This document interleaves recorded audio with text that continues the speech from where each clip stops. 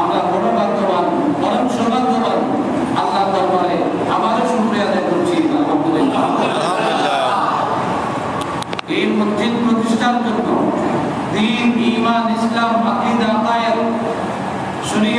তরিকত হাকিকত মারফত প্রতিষ্ঠার জন্য শান মুস্তাফা আজমতে মুস্তাফা রক্ষার জন্য প্রতিষ্ঠার জন্য আওলাদ রাসূল আহলে বাইত রাসূল শহীদ দস্ত কারবালা ইমাম হুসাইন রাদিয়াল্লাহু তাআলা আনহুকে কারবালার জমিনে শাহাদাত বরণ করতে হয়েছে।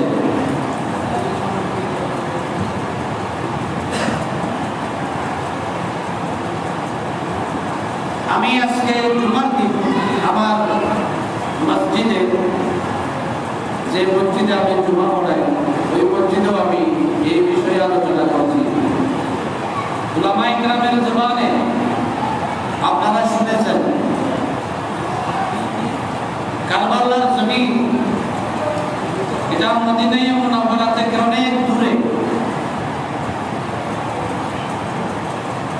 গোটা বিশ্বের যারা ঈমানদার মুসলমান যাদের অন্তরে ঈমান আছে, কিঞ্চিত পরিমাণ যাদের অন্তরে ঈমান আছে, সবাই মদিনাকে ভালোবাসে,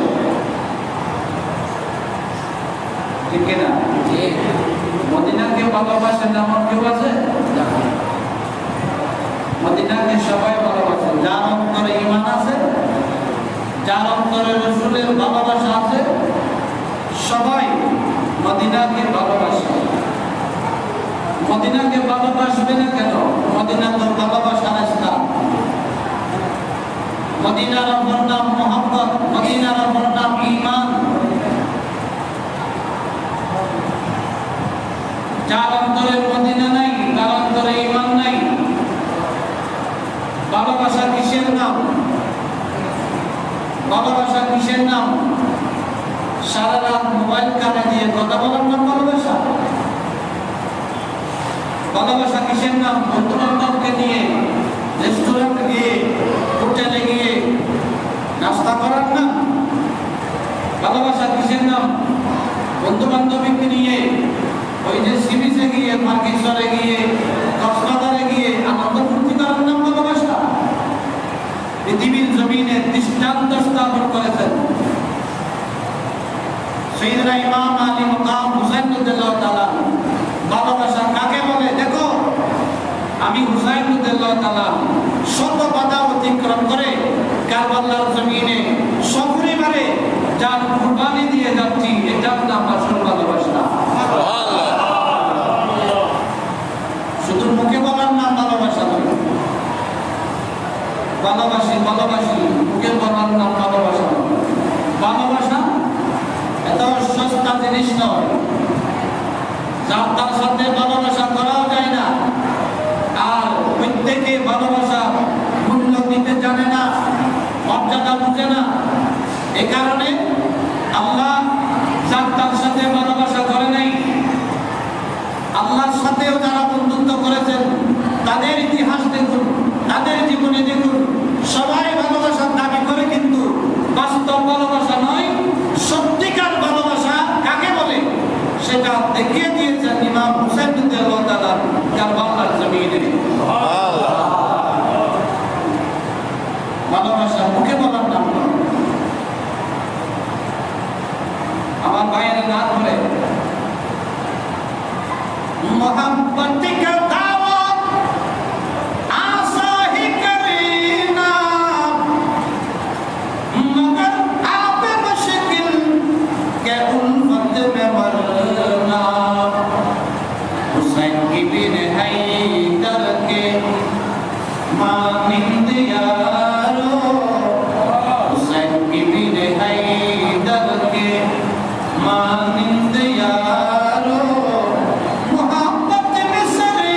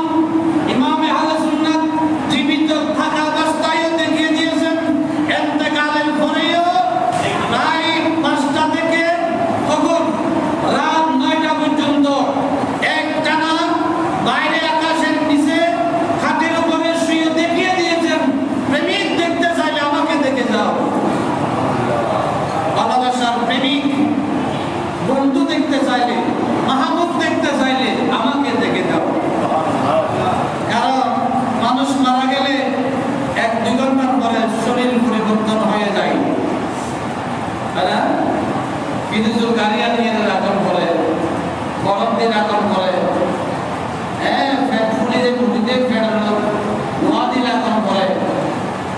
কিন্তু ইমাম আহলে সুন্নাতের বেলায় কিছু রাখতে হয় নাই, ফ্রিজের গাড়িতেও রাখতে হয়নি, পাশে বরফও রাখতে হয় নাই, পেটের উপরে লোহা রাখতে হয় নাই। যত দেখেন মানে সকাল থেকে সকালে একরকম, এদের প্রতি মিনিটে মিনিটে চেহারা এত নুরানি হয়ে যাচ্ছে। রাতের 9টা বেজে গেছে, নামাজের সময়, জানাজার সময় হয়ে গেছে, তারপরেও চেহারা থেকে নূর চমকাচ্ছে। পরিবর্তন হয়েছে? পরিবর্তন হয় নাই। ইমাম আহলে সুন্নাতের দাড়ি, ইমাম আহলে সুন্নাতের চেহারা, দাড়ি। আমি তো ইমাম আহলে সুন্নাতের শুধু চেহারা দেখে অসংখ্য বিধর্মী, অসংখ্য নাস্তিক ঈমান গ্রহণ করেছে শুধু ইমাম আহলে সুন্নাতের চেহারা দেখে। আর তোরা যে দাড়ি রাখি দি পুরো হাতে বেয়ারি খুশি করে বলে আচ্ছা ভাই খবরে কি পরে বিয়ে করে তুমি দাড়ি না রাখলি কি হল? আবার ওদের দাড়ি বিয়ে পরে বিয়ে করে বা আগে রাখেনি, আর ওদের বিয়ে করানোর পরে রাখে বিয়ে সবার দেব দেয় নবীনে খুশি করে বলে ন। কিন্তু ইমামে আহলে সুন্নাতের প্রতিটি সুন্নাত, ইমামে আহলে সুন্নাতের প্রতিটি হারকাত সাকানাত, প্রতিটি নড়াচড়া পর্যন্ত আল্লাহ এবং রাসূলকে খুশি করার জন্য। ইমাম আহলে সুন্নাতের দাড়ি, দাড়ি দেখতে কি সুন্দর, কি মায়া, চেহারা কি মায়া। চেহারা এত সুন্দর কেন? দাড়ি এত সুন্দর কেন? মুখ এত সুন্দর কেন? চোখের উপর এত সুন্দর কেন? কান এত সুন্দর কেন? চেহারা এত সুন্দর কেন? যেহেতু ইমাম আহলে সুন্নাতের শুরু থেকে শেষ পর্যন্ত যা করেছে সব আল্লাহ এবং রাসূলকে খুশি করার জন্য। প্রেমিক তো বন্ধু যেরকম চাই, বন্ধুকে সেরকমই করতে হয়। বন্ধুর কথা মতো না চললে সে প্রকৃত বন্ধু বন্ধু হয় না। তার ফলে নাম করে এই দরদি জায়গা বন্ধু রাখিও অন্তরে, এই দরদি জায়গা বন্ধু রাখিও অন্তরে, তাহার শরণ রাখি শিশু সুন্নাত আদায় করে। নবীর সুন্নাত আদায় করিয়ে নবীর প্রেমিক দিয়ে চলন্ত প্রমাণ ইমাম আহলে সুন্নাত দাঁড়াই। আর ইচ্ছা মতো করে আয়োজনে তো বন্ধু ফিরতাম না, বন্ধু বেলায় বন্ধুর ইচ্ছা মতো চালান নেব। ইমাম হুসাইন আলে বাইতে রাসূল, ইমাম হুসাইন, ইমাম হাসান, এই দুইজন আল্লাহর মাহবুব নবী আপাদ মস্তক, মাথা মুবারকের চুল থেকে শুরু করে পায়ের তালু পর্যন্ত, ইমাম হাসানের সিনা থেকে মাথা পর্যন্ত, ইমাম হুসাইনের নাভির নিচ থেকে পা পর্যন্ত আমার নবীর হুবহু আকৃতি। বন্ধুদের, প্রেমিকদের হুবহু আকৃতি। আল্লাহর নবী ইন্তেকালের পরে সাহাবায়ে কেরাম আমার নবীকে হারিয়ে বিচ্ছেদে অনেকের বেহুশ হয়ে যাচ্ছে। হযরত বেলাল রাদিয়াল্লাহু তাআলা যিনি আযানের সময় আশহাদু আন্না মুহাম্মাদুর রাসূলুল্লাহ বলতে আমার নবীর নাম, আমার নবীর চেহারা তাকাতেন, চেহারা দেখতেন। আল্লাহর নবী যখন পৃথিবীর জমিন থেকে বিদায় নিলেন, হযরত বেলাল আমার নবীর চেহারা দেখতেছে না। আযানের মধ্যে যখন আমার নবীর নাম নিলেন, বেলাল নবীর চেহারা দেখতেছে না, বারবার বেহুশ হয়ে পড়ে যাচ্ছে। শেষ পর্যন্ত এভাবে অনেক সাহাবায়ে কেরাম আমার নবীর যে বিচ্ছেদ, নবীকে হারানো যে বিচ্ছেদ যন্ত্রণা, দুঃখ, সুখ, সেটা দূর করেছেন ইমাম হাসান এবং হুসাইনের চেহারা পাক দেখে। তাদের চেহারা দেখে আমার নবীকে হারানোর যে দুঃখ, সেটা দূর করেছেন ইমাম হাসান এবং হুসাইনের চেহারা দেখে।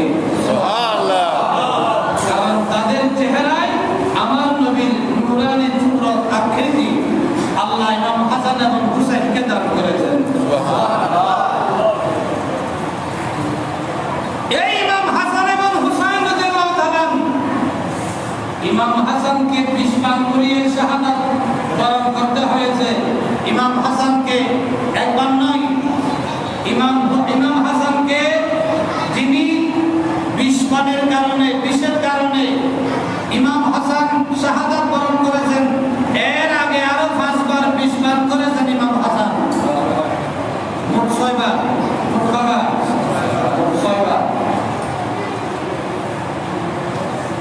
ইমাম হুসাইন রাদিয়াল্লাহু তাআলা যিনি মদিনা শরীফের মানুষ, যিনার জন্ম মদিনা শরীফে, তাকে শাহাদাত বরণ করতে হয়েছে কারবালার জমিনে। মক্কা মদিনা থেকে অনেক দূরে না? মদিনা থেকে অনেক দূরে কারবালার জমিন। সেখানে গিয়ে জান দিতে হয়েছে, কুরবান হতে হয়েছে। তার কারণ কি? তার কারণ একটা, সেটা হলো আল্লাহ এবং রাসূলকে রাজি করা এবং ইমাম হুসাইন রাদিয়াল্লাহু তাআলা শাহাদাত বরণ করা, শাহাদাত শহীদ হওয়া, এটা মহান রব্বুল আলামিনের ইচ্ছা ছিল। এবং সেই শাহাদাতের মধ্যে কিয়ামত পর্যন্ত মুসলমানের জন্য ঈমানের জজবা ছিল এবং ইশকার প্রেম ওই শাহাদাতের ভিতরে, যার কারণে ইমাম হোসেন একজন শাহাদাত বরণ করে কোটি কোটি নবীর উম্মতের অন্তরে ইশক এবং প্রেম ঢেলে দিয়েছেন। ইমাম হুসাইন রাদিয়াল্লাহু তাআলা কারবালার জমিনে কেন গেলেন? আমি জুমায় আলোচনা করেছি, উলামায়ে কেরামের জবাব থেকে শুনেছেন। সেটা ছিল ইমাম হুসাইনের জন্য ট্রেনিং স্তর, কি বলে, ট্রেনিং সেন্টার, যেখানে ট্রেনিং দেওয়া হয়। আর্মি সেনাবাহিনীর একটা ট্রেনিং প্রশিক্ষকদের একটা জায়গা আছে না? ইমাম হুসাইন রাদিয়াল্লাহু তাআলার পরীক্ষার কেন্দ্র ছিল কারবালার জমিন। কারবালার জমিন আমাদের স্কুলে লেখাপড়া করে, কিন্তু পরীক্ষা সেন্টার আলাদা। পরীক্ষার সেন্টার আলাদা। ইমাম হুসাইন রাদিয়াল্লাহু তাআলা পরীক্ষার সেন্টার কোথায়? কারবালার ময়দান, পরীক্ষার সেন্টার। ইমাম হুসাইনকে আল্লাহ কেন নির্বাচন করেছেন? ইমাম হুসাইন শাহাদাত বরণ করুক, শহীদ হয়ে যাক, সেটা আল্লাহ কেন চেয়েছেন? কারণ নবীর আওলাদ তো আরো আছে। ইমাম হুসাইনকে কেন আল্লাহ নির্বাচন করলেন? তার কারণ কি? কারণ হলো আল্লাহর মাহবুব নবী ওই যে হাদিসে পাকে ইরশাদ করেছেন, হাসান এবং হুসাইন এই দুইজন জান্নাতের সর্দার। জান্নাতের যুবকের সর্দার এই দুইজন। তো জান্নাতের নেতৃত্ব দেওয়ার জন্য, জান্নাতের সর্দারি করার জন্য, জান্নাতের সর্দার হওয়ার জন্য যতগুলো ক্যাপাসিটির দরকার, শক্তির দরকার, যত গুণের দরকার, যত বৈশিষ্ট্যের দরকার, যত যোগ্যতার দরকার, সেটা তো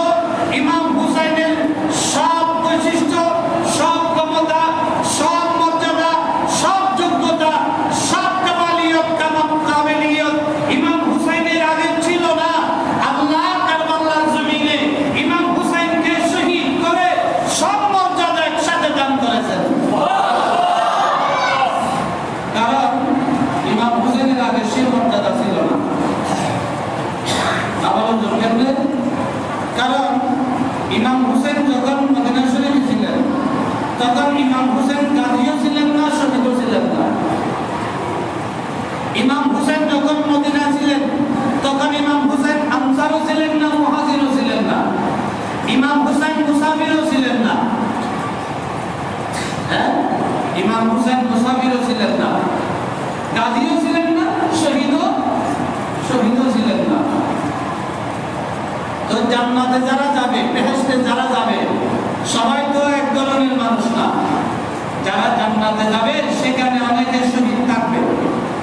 হ্যাঁ, অনেক শহীদ জান্নাতে যাবে, অনেক গাজী জান্নাতে যাবে, অনেক মুহাজির জান্নাতে যাবে, অনেক মুসাফির জান্নাতে যাবে। গাজী বলুন, শহীদ বলুন, মুসাফির বলুন, মুহাজির বলুন, যারা জান্নাতে যাবে তাদের সরদারি করবে ইমাম হুসাইন। সবার সরদারি কে করবেন? ইমাম হুসাইন। তো শহীদের সরদার ইমাম হুসাইন, কারণ ইমাম হুসাইন তো শহীদ নয়। মুসাফিরের নেতৃত্ব ইমাম হুসাইন কিভাবে দিবেন? ইমাম হুসাইন তো মুসাফির নয়। মুহাজিরের নেতৃত্ব ইমাম হুসাইন কিভাবে দিবেন? ইমাম হুসাইন তো মুহাজির নয়। এই পৃথিবীর মানুষ আল্লাহ জান্নাতের মধ্যে মুহাজির, মুসাফির, শহীদ, গাজী যারা যারা থাকবে তাদের সবার নেতৃত্ব একসাথে দেওয়ার জন্য সেই মর্যাদা আল্লাহ ইমাম হুসাইনকে কারবালার জমিনে দান করেছেন। যারা মুহাজির বলা হয়, যারা মক্কা থেকে মদিনায় হিজরত করেছেন, ঘর বাড়ি, আত্মীয় স্বজন, বন্ধু বান্ধব সবকিছু ত্যাগ করে যারা রাসূলের পেছনে পেছনে গিয়েছেন তাদেরকে বলা হয় মুহাজির। আর কারবালার ওই ময়দানে যাওয়ার সময় ইমামে হুসাইন রাদিয়াল্লাহু তাআলা মদিনায় মুনাওয়ারা থেকে সব বাড়ি ঘর, আত্মীয় স্বজন, বন্ধু বান্ধব সবকিছু ত্যাগ করে প্রথম হিজরত করেছেন মক্কায়ে মুআজ্জামা। সুবহানাল্লাহ। মুহাজিরের সওয়াব আল্লাহ ইমাম হুসাইনকে দান করেছেন। মক্কায়ে মুআজ্জামা থেকে কারবালার জমিন পর্যন্ত যে সফর করেছেন, মুসাফিরের সওয়াবও আল্লাহ ইমাম হুসাইনকে দান করেছেন। এর আগে কিন্তু ইমাম হুসাইন মুসাফির ছিলেন না। এর আগে ইমাম হুসাইন মুহাজির ছিলেন না। এর আগে ইমাম হুসাইন গাজী ছিলেন না, শহীদ ছিলেন না। কারণ সবচাইতে যত বড় মর্যাদা আছে, সবচাইতে বড় মর্যাদা শহীদের মর্যাদা। সুবহানাল্লাহ বলেন। বড় মর্যাদা কার? শহীদের মর্যাদা। ইমাম হুসাইন রাদিয়াল্লাহু তাআলা আনহুকে একত্রে একসাথে সব মর্যাদা দেওয়ার জন্য ইমাম হুসাইনকে হিজরতও করতে হয়েছে, সফরও করতে হয়েছে, জিহাদও করতে হয়েছে এবং শহীদও বরণ করতে হয়েছে। আল্লাহ শুধু বংশ দিয়ে সব মর্যাদা অর্জন করানো যায়। সব মর্যাদা অর্জন করিবার লাই এক একজন পরীক্ষা দেওয়া হয়। স্কুল মাস্টারি করে বেগুন প্রফেসর, বেগুন বাংলা প্রফেসর আলাদা, ইংলিশ প্রফেসর আলাদা, ইতিহাস প্রফেসর আলাদা, গণিত আলাদা, আছে না নাই? বাগ আছে না নাই? বাগ আছে। কিন্তু ইমাম হুসাইন রাদিয়াল্লাহু তাআলা আনহুকে আল্লাহ সব মর্যাদা একত্রে দান করেছেন। কোথায়? কারবালার জমিনে ওই সীমারের তলোয়ারের নিচে ইমাম হুসাইনকে আল্লাহ সব মর্যাদা দান করে ওই রাসূল পাকে যে বলেছিলেন ইমাম হুসাইন জান্নাতে যুবকের সরদার হবে, সেই মর্যাদা আল্লাহ তলোয়ারের নিচে ইমাম হুসাইনকে দান করেছেন। একত্রে সব মর্যাদা দিয়ে ইমাম হুসাইনকে জান্নাতের সরদার বানিয়ে দিয়েছেন। সুবহানাল্লাহ। নাম মদিনা শরীফ তো আশিকের ঠিকানা। বলেন না মদিনা শরীফ? মদিনা তো আশিকের ঠিকানা। মদিনা থেকে কেউ যেতে চায় না, কিন্তু ইমাম হুসাইনকে যেতে হয়েছে। হ্যাঁ, ইমাম হুসাইনকে যেতে হয়েছে। ইমাম হুসাইন মদিনা থেকে মক্কায় মুআজ্জামা যাওয়ার আগে সর্বপ্রথম আমার নবী রাওজা পাকের কিনারে গিয়ে আমার নবীকে ডাক দিলেন, ইমাম হুসাইন, আমি আপনার নাতি ইমাম হুসাইন, ওই তাকে আপনি কোলে কাঁধে নিয়ে বড় করেছেন, আমি যে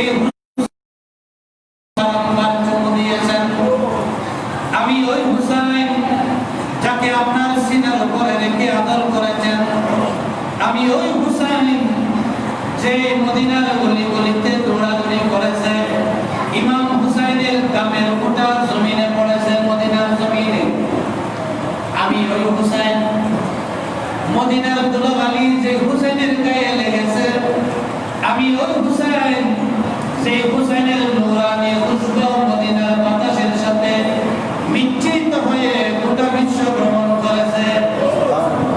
ইয়া রাসূলুল্লাহ, আমাকে বাধ্য হয়ে মদিনার মুনাওয়ারা থেকে মক্কার জমিনে হিজরত করতে হচ্ছে।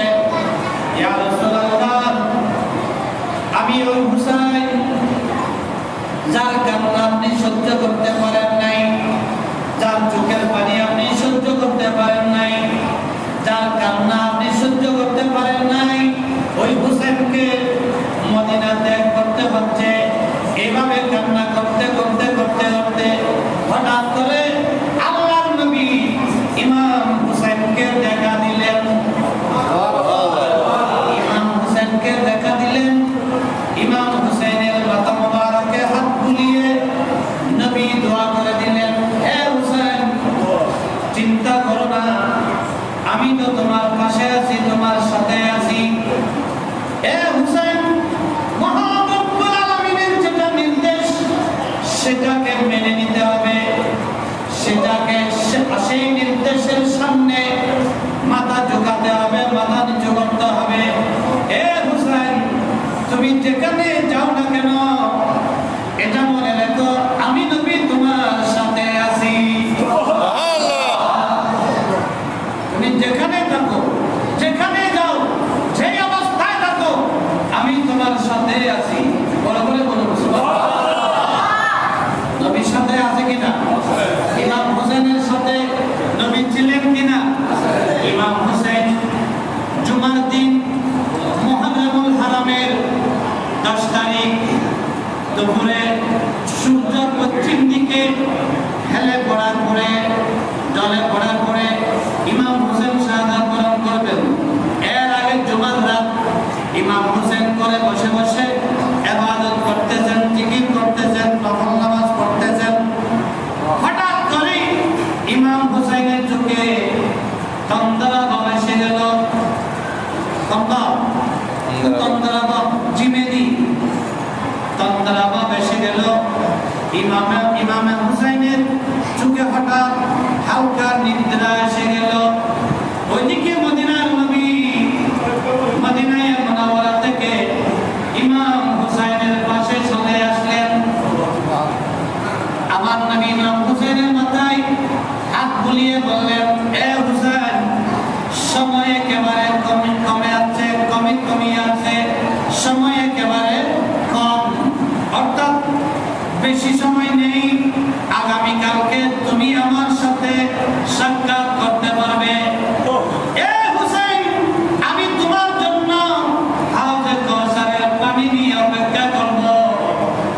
তুমি চিন্তা করো না, আমি তোমার জন্য অপেক্ষায় আছি। তোমার আব্বা আলী অপেক্ষায় আছে, তোমার মা হাতুনে জান্নাত ফাতেমা তোমার জন্য অপেক্ষা করতেছে। চিন্তা করো না, চিন্তা করো না। এই বলে আল্লাহর নবী হঠাৎ চলে গেলেন। ইমাম হুসাইনের ঘুম ভেঙে গেল, তন্দ্রা দূর হয়ে গেল, চলে গেল। ইমাম হুসাইন কান্না করতে লাগলেন। বোঝা গেল ইমাম হুসাইন কোথায় আছে, কোন অবস্থায় আছে, কখন শহীদ হবে পৃথিবীর কেউ জানে না, কিন্তু মদিনার নবী জানেন। সুবহানাল্লাহ। আমার নবী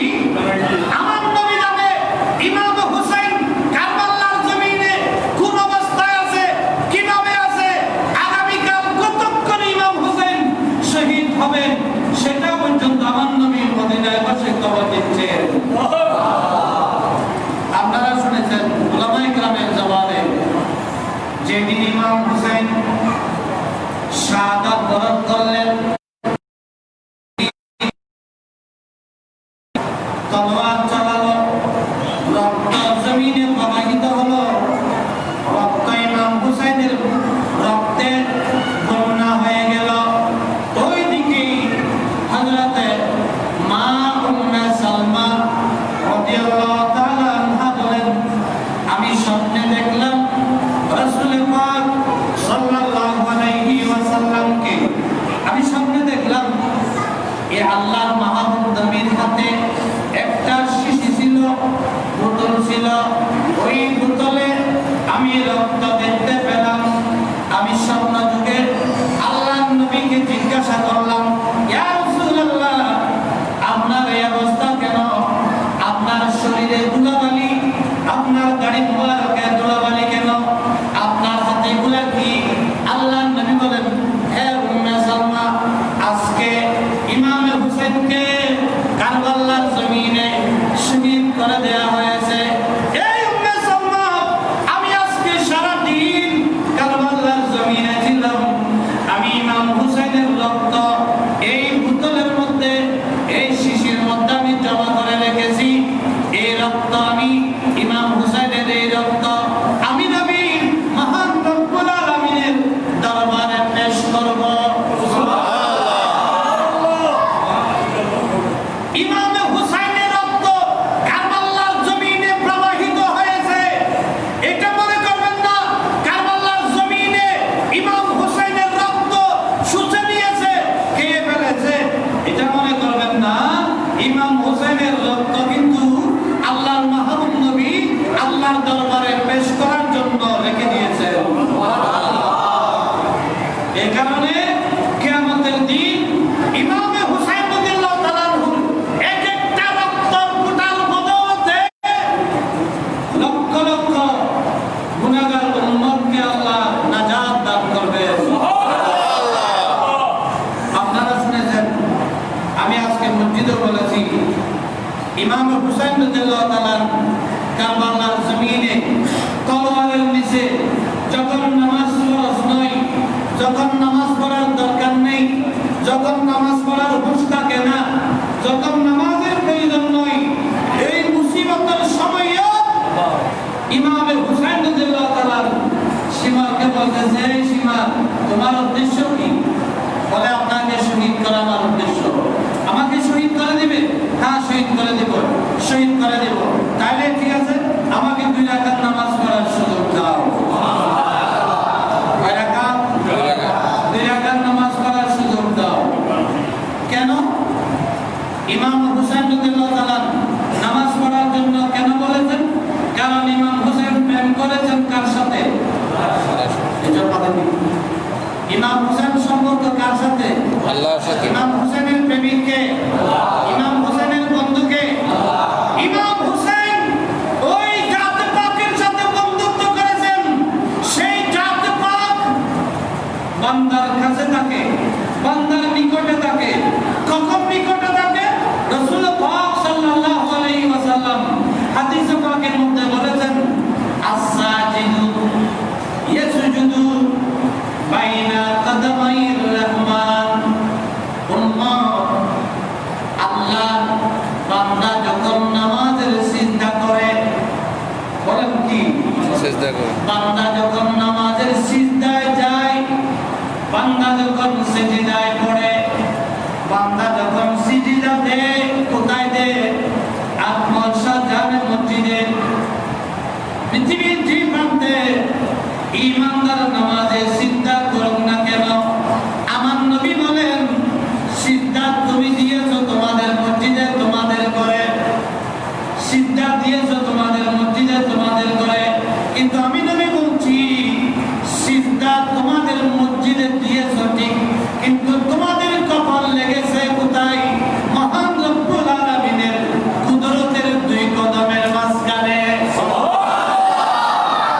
মহান রব্বুল আলামিনের কুদরতের 2 কদমের মাঝখানে বান্দা সিজদা করে। আমরা যখন সিজদা করি, তখন আমাদের 2 কানের নিচে আমরা 2 হাত রাখি, ঠিক কিনা?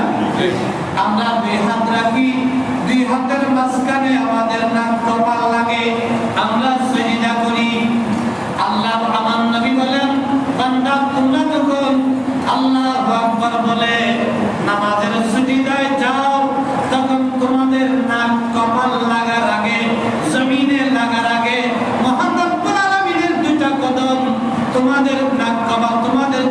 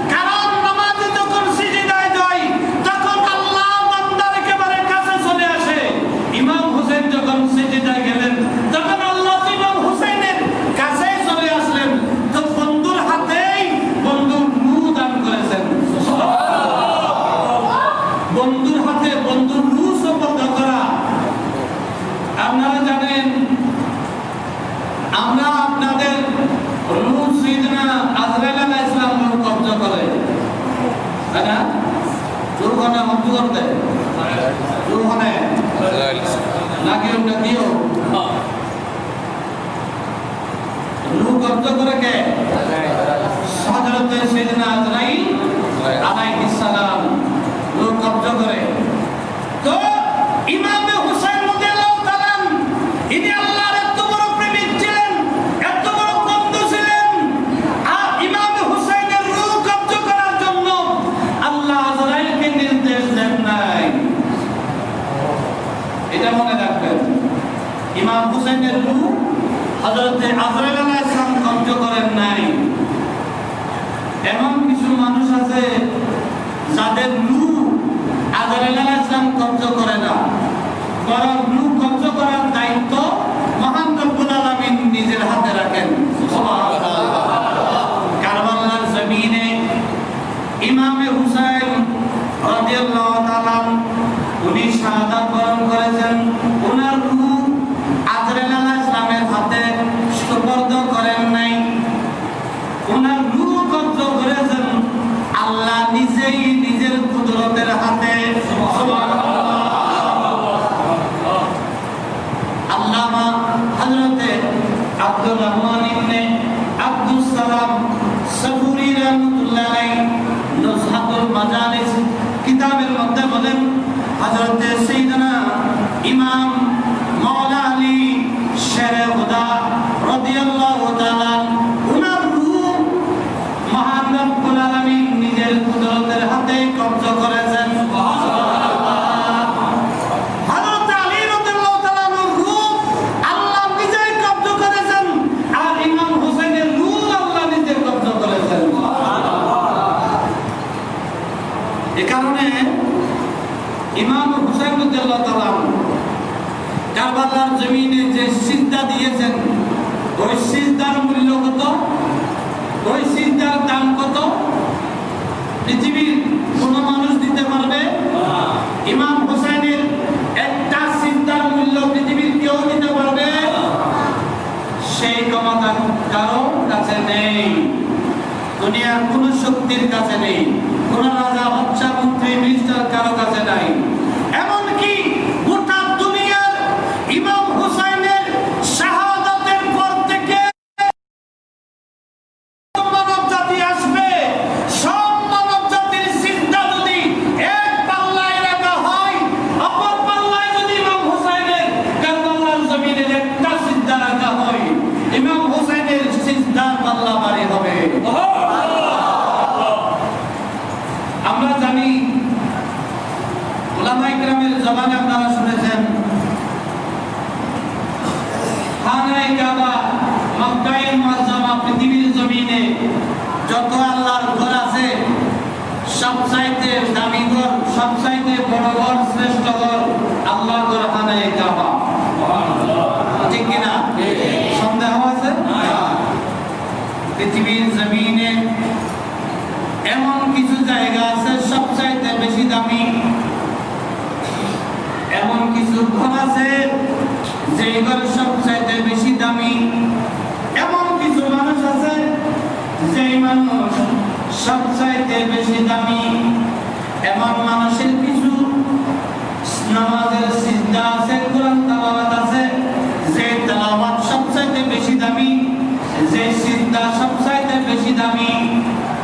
আল্লাহর ঘর খানায়ে কাবায় এক রাকাত নামাজ পড়লে মহান রব্বুল আলামিন ওই বান্দাকে 1 লক্ষ রাকাত নামাজের সওয়াব দান করেন। সুবহানাল্লাহ। ঠিক কি না?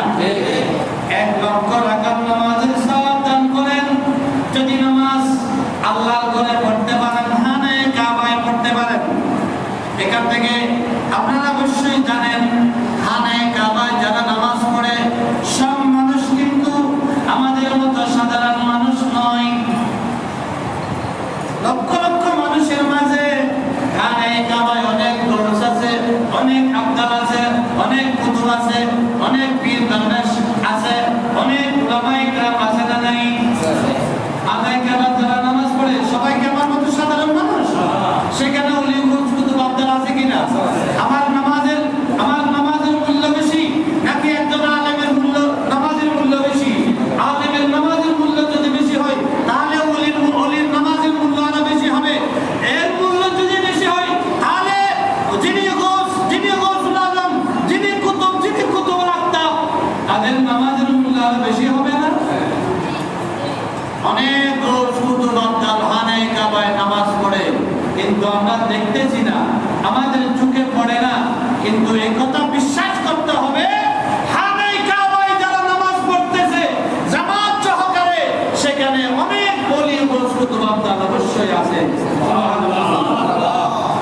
তাদের সবার নামাজের অবস্থা কি এক? তাদের সবার নামাজের ফজিলত কি এক? তাদের সিজদার মর্যাদা কি এক? তাদের ইবাদত রুকু সিজদার মর্যাদা কি এক নয়। কিন্তু একজন সাধারণ মানুষও যদি খানায়ে কাবায় গিয়ে নামাজ পড়ে, আল্লাহ এক লক্ষ রাকাত নামাজের সওয়াব দান করেন। কিতাবের মধ্যে আছে ইমামে হুসাইন রাদিয়াল্লাহু তাআলা আনহু, যিনি কারবালার জমিনে খানায়ে কাবা নেই, কারবালার জমিনে বাইতুল মুকাদ্দাস নেই, কারবালার জমিনে মসজিদে নববী বলেন না, কি আপনাদের অসুবিধা হচ্ছে?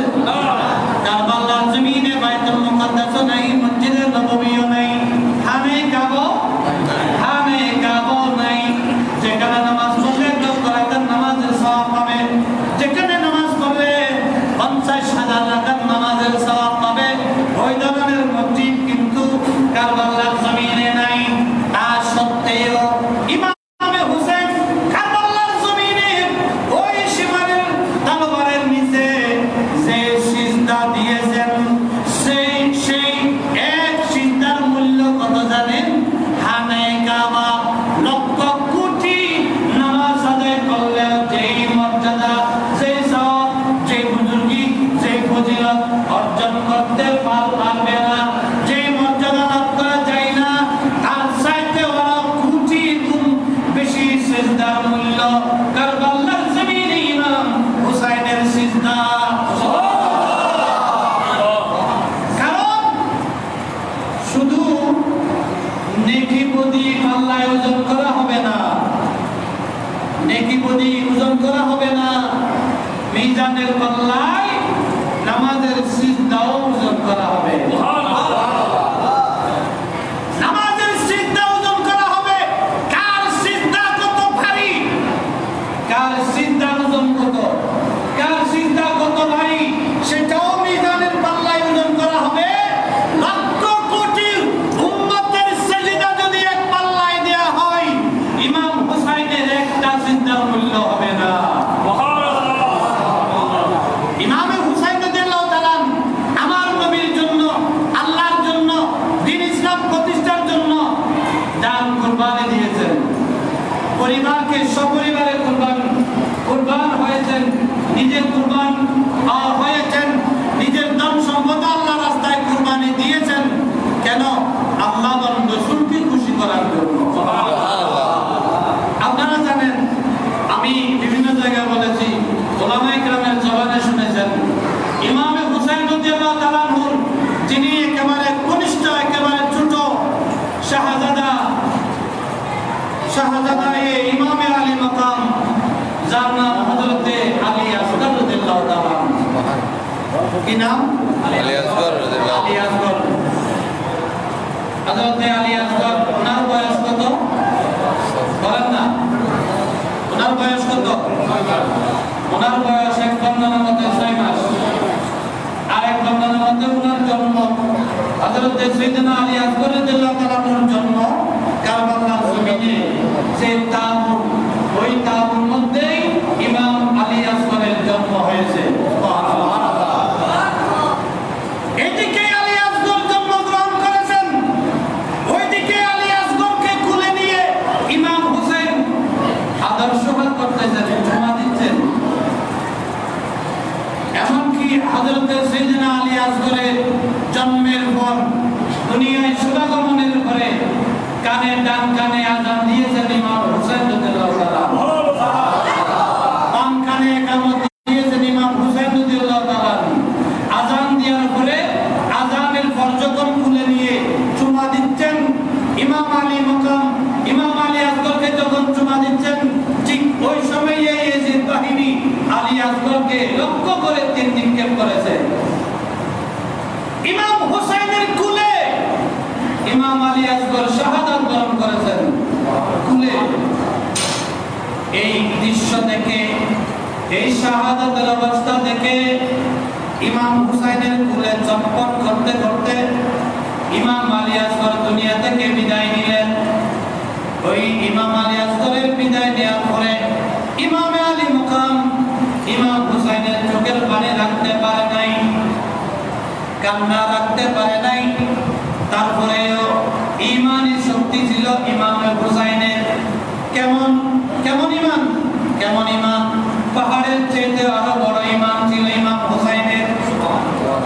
ইমাম হুসাইন বলেন, আল্লাহ তুমি আলী আসগরের মতো একজন আলী আসগর নয়, হাজারো আলী আসগর যদি আমাকে দাও, আমার কুলে যদি হাজারো আলী আসগর শাহাদাত বরণ করে, আল্লাহ তারপরেও আমি তোমার দুশমন থেকে, এই ময়দান থেকে, হক থেকে আমি কিঞ্চিত পরিমাণ দূরে সরে যাব না। আল্লাহ আমি চাই এক একটা একজন একজন করে হাজারো আলী আসগর যদি তুমি আমাকে দাও, আমি সব আলী আসগরকে তোমার প্রেমে কুরবান দিয়ে দেব। সেই ইমাম হুসাইন রাদিয়াল্লাহু তাআলা কারবালার জমিনে শাহাদাত বরণ করেছেন। নিষ্ঠুর, কেমন নিষ্ঠুর হতে পারে মানুষ যে ইমানদার কিয়ামতের দিন নবীর সুপারিশের আশা করবে, যে উম্মতে নবীর সুপারিশের আশা করবে, যেই নবীর সুপারিশ ছাড়া জান্নাত লাভ করা যাবে না, সেই নবীর নাতিকে কিভাবে শহীদ করতে পারে, সেই দৃষ্টান্ত একমাত্র এজিদের জীবনে ছিল, এজিদের ইতিহাসে ছিল। আর ইমাম হুসাইনের পক্ষে যারা কারবালার জমিনে শরীক হয়েছেন, ইমামকে যারা সহযোগিতা করেছেন, পৃথিবীর জমিনে তাদের ইতিহাস দৃষ্টান্ত প্রেমিক হিসাবে থাকবে।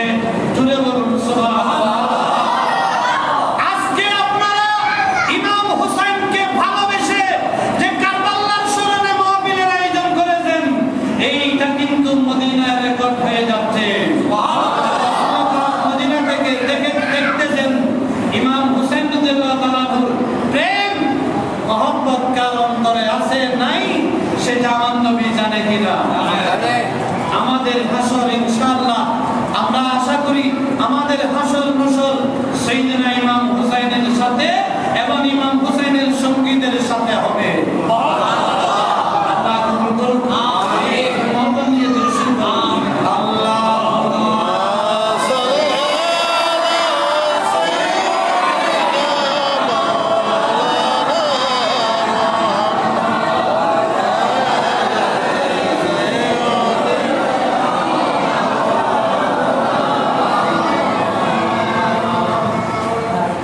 ইমাম হুসাইন রাদিয়াল্লাহু তাআলা মদিনা থেকে কারবালার জমিনে গিয়েছেন। তো আমি বলতে চাইছিলাম ইমাম হুসাইন রাদিয়াল্লাহু তাআলার চিন্তার কথা।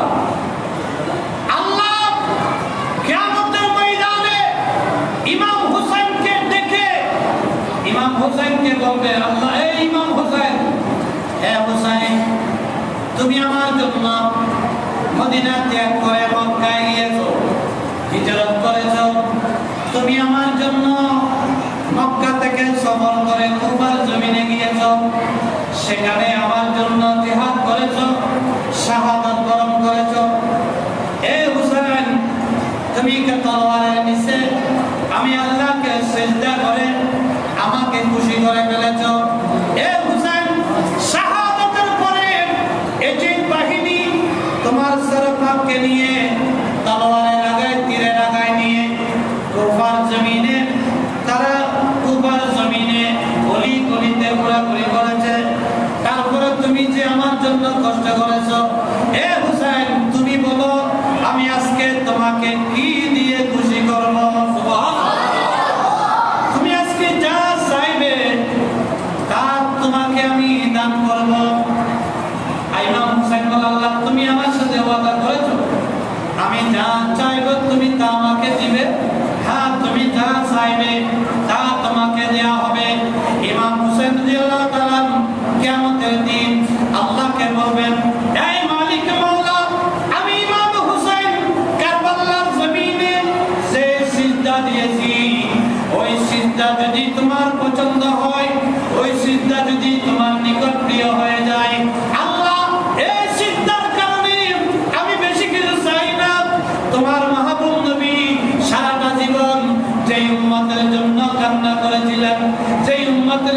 করেছিলেন, যে উম্মতের জন্য সবসময় ইন্তেকালের আগ পর্যন্ত চিন্তা করেছেন, এখনো মদিনায় বসে বসে যে উম্মতের চিন্তায় আছেন, আল্লাহ ওই নবীর গুনাহগার উম্মতকে তুমি যদি মাফ করে দাও, আল্লাহ আমি ইমাম হোসেন বেশি খুশি হব। ইমাম হোসেন সেটাই চাইবেন কিয়ামতের দিন। তাইলে ইমাম হোসেন কারবালার জমিনে শহীদ হওয়া, শাহাদাত বরণ করা, এটা আমাদের জন্য সবচাইতে বড়, আমাদের উপরে হিসাব করেছেন।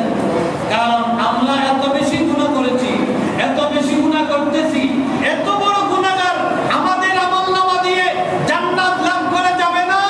ইমাম হুসাইনের মতো ব্যক্তিকে আল্লাহ কারবালার জমিনে শহীদ করে কোটি কোটি নবীর গুনাহগার উম্মতকে রক্ষা করার ব্যবস্থা করে দিয়েছেন। আর কারবালার জমিনের রক্ত, কারবালার জমিনের রক্ত, এক একটা রক্তের ফোঁটার বদলতে আমার নবীর গুনাহগার উম্মতকেও জাহান্নাম থেকে রক্ষা করা হবে। আপনারা শুনেছেন পৃথিবীর জমিনে সবচাইতে বেশি কান্না করেছিলেন, কেঁদেছিলেন মাত্র 5-6 জন মানুষ, 5 অথবা 6 জন মানুষ সবচাইতে বেশি পৃথিবীতে কান্না করেছিলেন।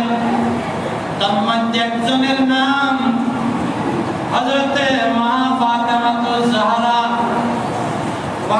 সুবহানাল্লাহ।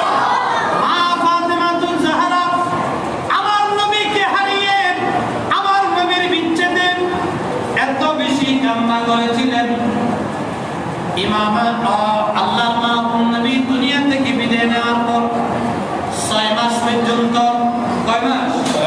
6 মাস পর্যন্ত মা ফাতেমা দুনিয়ায় হীনে হায়াতে ছিলেন, জীবিত ছিলেন, জাহিরি হায়াতে ছিলেন। মা ফাতেমা 6 মাস পর্যন্ত এক মুহূর্তের জন্য মুখে হাসি ছিল না।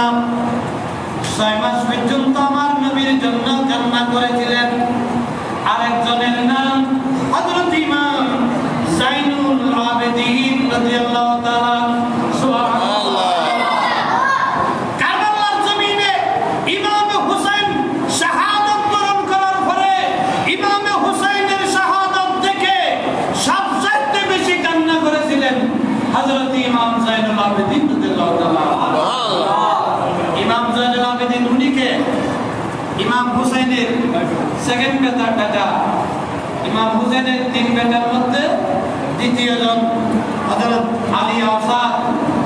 আলী আওসাদ, ওনার নাম আলী আওসাদ। বড় জনের নাম আলী আকবর, মেজ জনের নাম হযরত ইমাম আলী আওসাদ, আর তৃতীয় জনের নাম হযরত ইমাম আলী আসগর। তো এই মেজ যিনি, সেকেন্ড যিনি, তিনার নাম হযরত ইমাম আলী আওসাদ। উনি অসুস্থতা থাকার কারণে তিনি কারবালার জমিনে জিহাদ করতে যেতে পারেন নাই।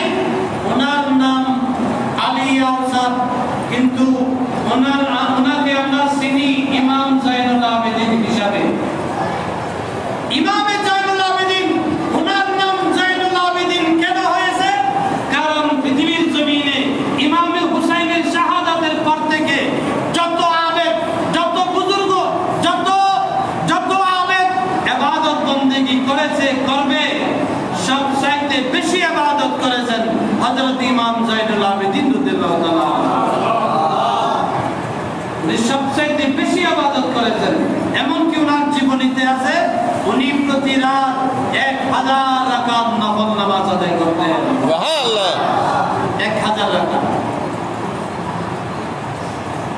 1000 রাকাত নফল নামাজ ইমামে জয়নুল আবেদিন পড়েছেন। ইমামে জয়নুল আবেদিন বলেন, আমার আব্বা শহীদে দস্ত কারবালা ইমামে আলী মাকাম ইমাম হুসাইন রাদিয়াল্লাহু তাআলা আনহুকে আমরা দেখেছি, উনিও প্রতি রাত 1000 রাকাত নফল নামাজ পড়তেন। সুবহানাল্লাহ। জানালেন নবী জান্নাতুল যুবক ইতারা দুনিয়া দাইনুল ফরাইয়া প্রতি রাত 1000 রাকাত নফল নামাজ পড়তেন। সুবহানাল্লাহ। জান্নাত পাওয়া তো সহজ, জান্নাত পাওয়া তো সহজ নয়। জান্নাত পাওয়াটা আল্লাহর রহমতের উপর নির্ভর, ঠিক কিনা? জান্নাত পাওয়া আল্লাহর রহমতের উপর নির্ভর। কোন ইবাদতের মাধ্যমে, কোন রিয়াজতের কারণে আল্লাহ কাউকে জান্নাত দিবেন না। জান্নাত তো দিবেন আল্লাহর রহমতে, কিন্তু জান্নাতের মধ্যে যে মর্যাদা লাভ করবে সেটা হবে ইবাদতের কারণে। জোরে বলুন সুবহানাল্লাহ। জান্নাত দিবেন আল্লাহর রহমতে, বলেন না কার রহমতে? আল্লাহর রহমতে। আপনারা শুনেছেন কিয়ামতের দিন জাহান্নামীদেরকে জাহান্নামে পাঠানো হবে, নিক্ষেপ করা হবে, জান্নাতীদেরকে জান্নাতে দেওয়া হবে। এরপরে আল্লাহ দুইজন জাহান্নাম থেকে দুইজন মানুষকে আল্লাহ ডাক দিবেন। কয়জন? দুইজন মানুষকে আল্লাহ ডাক দিবেন, আল্লাহর সামনে আসবে। তখন আল্লাহ তাদেরকে বলবে, হে আমার বান্দা, তোমরা পৃথিবীতে তোমরা এই গুনাহ এই অপরাধ তোমরা করেছো? হ্যাঁ আল্লাহ করেছি। তোমরা স্বীকার করতেছো তো? সবাই স্বীকার করতেছো? হ্যাঁ আল্লাহ স্বীকার করতেছি। ঠিক আছে, যাও আবার জাহান্নামে চলে যাও। কোথায়? আবার জাহান্নামে চলে যাও। যাওয়ার সময় আল্লাহ যখন নির্দেশ দিলেন জাহান্নামে চলে যাও, তখন যাওয়ার মধ্যে তাদের যাওয়ার মধ্যে দুই ধরনের নিয়ম ছিল। দুই ধরনের পদ্ধতি। একজন দূরে দূরে জাহান্নামে চলে যাচ্ছে, একজন যাচ্ছে দূরে দূরে, আর একজন যাচ্ছে আস্তে আস্তে আস্তে আস্তে। সুবহানাল্লাহ বলেন। আল্লাহ যখন তাদেরকে বললেন তোমরা জান্নাতে যাও, যাও জান্নাতে চলে যাও, জাহান্নামে চলে যাও, যেহেতু তোমরা অপরাধ করেছো, দোষ করেছো, তোমরা তো স্বীকার করতেছো। হ্যাঁ আল্লাহ আমরা স্বীকার করতেছি, আমরা গুনাহ করেছি, তাহলে নিজেদের জাহান্নামে যাও। একজন যাচ্ছে দূরে দূরে, আর একজন আস্তে আস্তে আস্তে আস্তে। যেতে যেতে যখন কিছু দূর গেল, আল্লাহ আবার ডাক দিলেন, হে আমার বান্দারা এদিকে আসো। দেখি তোমরা বলো, আমি যখন তোমাদেরকে জাহান্নামে যাওয়ার জন্য বলেছি, তোমরা একজন যাচ্ছ দূরে দূরে, আর একজন যাচ্ছ আস্তে আস্তে আস্তে আস্তে, ব্যাপারটা কি বলো? বলো দেখি ব্যাপার কি? ব্যাপার সে বলতে লাগলো,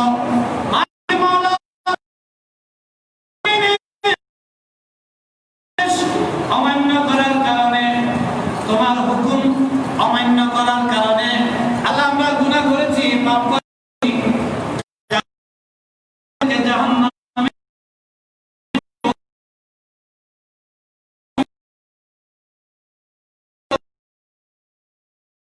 আজকেও যদি তোমার নির্দেশ অমান্য করে জানি